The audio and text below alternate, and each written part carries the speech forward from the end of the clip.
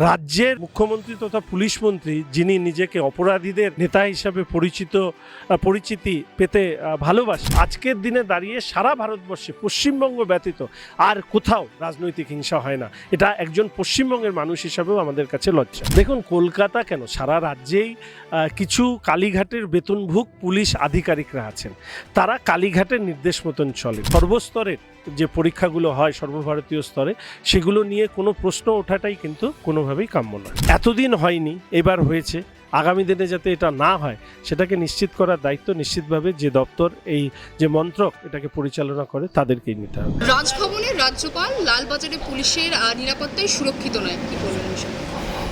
রাজ্যপালের এই বক্তব্যে সাধারণ মানুষ আরও আতঙ্কিত হবে। ইতিমধ্যে রাজ্যে তৃণমূল কংগ্রেস তার শাসনকালে নিজেদেরকে অপরাধীর দল হিসেবে প্রতিষ্ঠা করতে পেরেছে। রাজ্যপালের বক্তব্য সেই বক্তব্যকে শিলমোহর দিল। কিন্তু কোথাও সাধারণ মানুষের, বাংলার মানুষের নিরাপত্তা তো সেই রাজ্যের পুলিশের উপরেই নির্ভর করছে। একদম, এটাই আমাদের দুর্ভাগ্য যে গণতান্ত্রিক প্রক্রিয়ায়, ফেডারেল স্ট্রাকচারে রাজ্যের আইন শৃঙ্খলা রাজ্যের সরকারের উপর নির্ভর করে। রাজ্যের মুখ্যমন্ত্রী তথা পুলিশ মন্ত্রী যিনি নিজেকে অপরাধীদের নেতা হিসাবে পরিচিতি পেতে ভালোবাসেন, ফলে স্বাভাবিকভাবেই এই কঠিন সময়ের মধ্যে দিয়ে রাজ্যের মানুষকে যেতে হচ্ছে। আচ্ছা, ভোট পরবর্তী হিংসার মধ্যে রাজ্যপালের এমন বক্তব্য, একদিকে তো বাংলার সাধারণ মানুষ হচ্ছে, অন্যদিকে যারা বলছে তাদের উপর আক্রমণ হচ্ছে, তাহলে তাদের নিরাপত্তা কোথায় আছে? ইতিমধ্যে আমাদের বিরোধী দলনেতা মাননীয় শুভেন্দু অধিকারী মহাশয় তিনি ভোট পরবর্তী হিংসায় আক্রান্ত মানুষের দ্বারে দ্বারে পৌঁছচ্ছেন। এই ব্যাপারে তিনি হাইকোর্টে গিয়েছেন, রাজ্যপালের কাছে গিয়েছেন।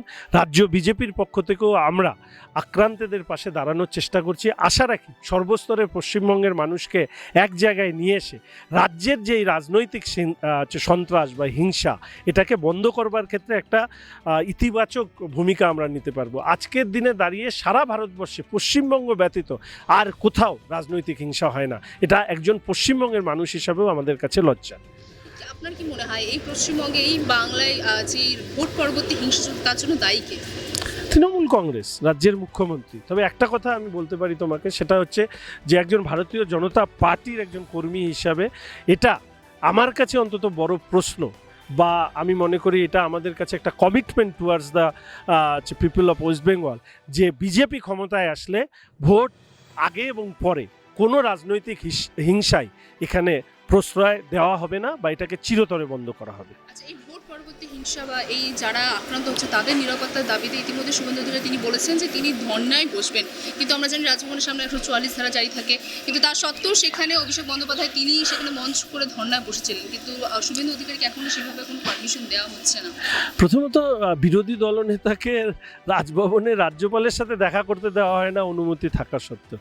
দেখুন, কলকাতা কেন, সারা রাজ্যেই কিছু কালীঘাটের বেতনভুক পুলিশ আধিকারিকরা আছেন, তারা কালীঘাটের নির্দেশ মতন চলেন।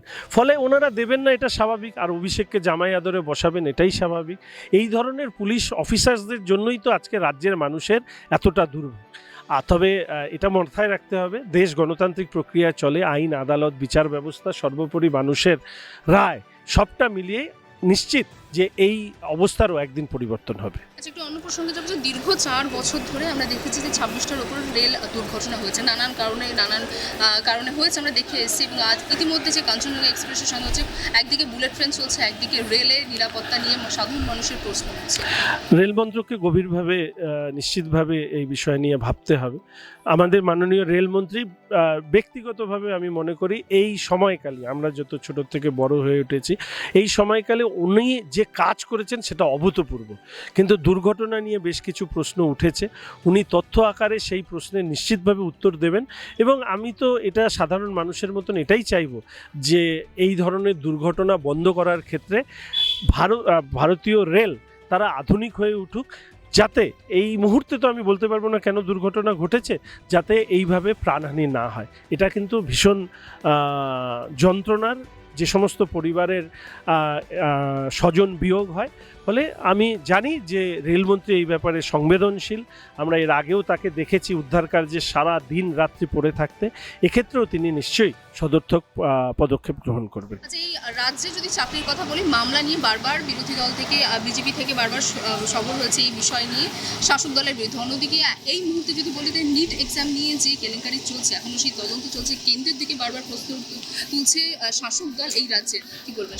কেন্দ্রীয় শিক্ষা দপ্তরকে এটা নিয়ে দেখা উচিত, পুরো বিষয়টি খতিয়ে দেখে কোথাও যদি দুর্বলতা থাকে সেই দুর্বলতাকে দূর করার ক্ষেত্রে কেন্দ্রীয় শিক্ষামন্ত্রক নিশ্চিতভাবে দায়িত্ব নেবেন। এই পরীক্ষাটি একটি এজেন্সির মাধ্যমে কন্ডাক্ট করা হয়, সেগুলো পুরোটাই খতিয়ে দেখা প্রয়োজন। এই বিতর্ক নিশ্চিতভাবে অনভিপ্রেত, কেননা আমরা চাই যে সর্বস্তরের যে পরীক্ষাগুলো হয় সর্বভারতীয় স্তরে, সেগুলো নিয়ে কোনো প্রশ্ন ওঠাটাই কিন্তু কোনোভাবেই কাম্য নয়। আচ্ছা, রাজ্য মানে যুব সমাজের যদি কথা বলি, তাদের রাজ্যের ওপর তো একটা পরীক্ষার উপর ভরসা উঠে গেছিল, এখন কেন্দ্রেও এমন পরীক্ষা নিয়ে। আমার মনে হয় এটা বিচ্ছিন্ন ঘটনা। এই ঘটনা এর আগেও তো আমরা স্লেট নেট থেকে শুরু করে অন্যান্য যেই নিট প্রত্যেকটা পরীক্ষায় এই সময়কালে অন্তত কোনো ধরনের প্রশ্ন ওঠেনি। যেটা হয়েছে নিশ্চিতভাবে আমি আশা রাখি যে কেন্দ্রীয় শিক্ষা দপ্তর, শিক্ষা মন্ত্রক এই ব্যাপারে পদক্ষেপ নেবে। রাজ্যের দেশের যুব সমাজ কেন্দ্রীয় দপ্তরের উপর ভরসা রাখতে পারবে এই বিষয়ে? সেটা তো তার কাজের কারণে, এতদিন হয়নি, এবার হয়েছে। আগামী দিনে যাতে এটা না হয় সেটাকে নিশ্চিত করার দায়িত্ব নিশ্চিতভাবে যে দপ্তর, এই যে মন্ত্রক এটাকে পরিচালনা করে তাদেরকেই নিতে হবে।